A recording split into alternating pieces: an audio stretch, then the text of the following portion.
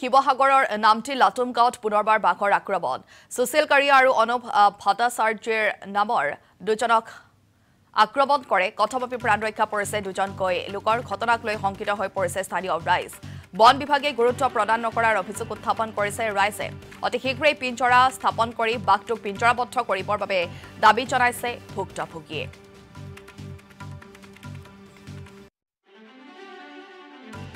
আমি একচুয়ালি পথাৰৰ দাৱনি পইচা দিবলৈ কাৰণে খুচুৰা নাছিলে অনলাইনত পইচা খুচুৰা কৰিবলৈ গৈছিলো মানে দোকানৰ পৰা লৈ পিনি দিবলৈ গৈছিলো দিবলৈ গৈ স্কুটিখন লৈ পিনি দুইজনে তাৰ পৰা উভতি আহোঁতে মানে ৰানিঙতে বাঘে আহি আমাৰ গাত জুপিয়ালে কোন জেগাত নামটি আপোনাৰ হাই ছেকেণ্ডাৰী স্কুলৰ ওচৰত দলঙগুৰিত নামটি নৈখনৰ কিনাৰত জেগাটোৰ নামটো আপোনাৰ নামটি বয়ছ হাই ছেকেণ্ডাৰী স্কুলৰ ওচৰত আৰু লাটুম গাঁৱে পৰে ধৰক চাৰিআলি আৰু সেইটো কিতাপৰ সংঘটিত হৈছিলে ঘটনাটো 5:30 আজি আপুনি কিমান আঘাত প্ৰাপ্ত হ'ল মানে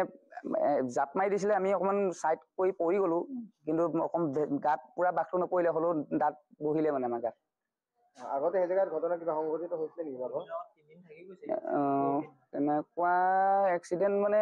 বাঘৰ এক্সিডেন্ট পৰহি এজন সেইখিতে ওচৰতে হৈছে আকৌ আজিও ধৰক আমাৰ কৰিছে বাৰে বাৰে হৈ আছে বন বিভাগে কিবা ব্যৱস্থা লোৱা পৰিলক্ষিত হৈছে নেকি নাই হোৱা বন বিভাগে আজি সঁচা কথা ক'বলৈ গ'লে আমাৰ কিনাৰতে বন বিভাগৰ ফৰেষ্টৰ মানুহলৈকে চৰকাৰে দি থৈছে কিন্তু কাম একো হোৱা আমি দেখা নাই কাৰণ আমাৰ ইয়াত বাঘ হৰিণা পহু আমাৰ মুকলি বিচৰণ হৈ পৰে কিন্তু বন বিভাগৰ সেইবিলাক নিজে পুহি টানি নিব পাৰে হয়তো কিন্তু সিমানখিনি ব্যৱস্থা আজিলৈকে চৰকাৰে কৰাই নাই আজি হঠাৎ আমি দুইজন আহি আছিলো ইফালৰ হঠাতে বাঘটো আহি আমাৰ পৰিছে গাত কেইটা বজাত হৈছিলে ঘটনাটো 5:30 কি বাঘ আছিলে সেইটো নাহৰপতিকে তেনেকুৱা ধৰণৰ ঘটনা আগতে সংঘটিত হৈছে নি আপোনালোকৰ পৰহি এটা হৈছিলে ঘটনা বাঘে কামুৰিছে আসাম টক্স আপোচবিহীন অসম কণ্ঠ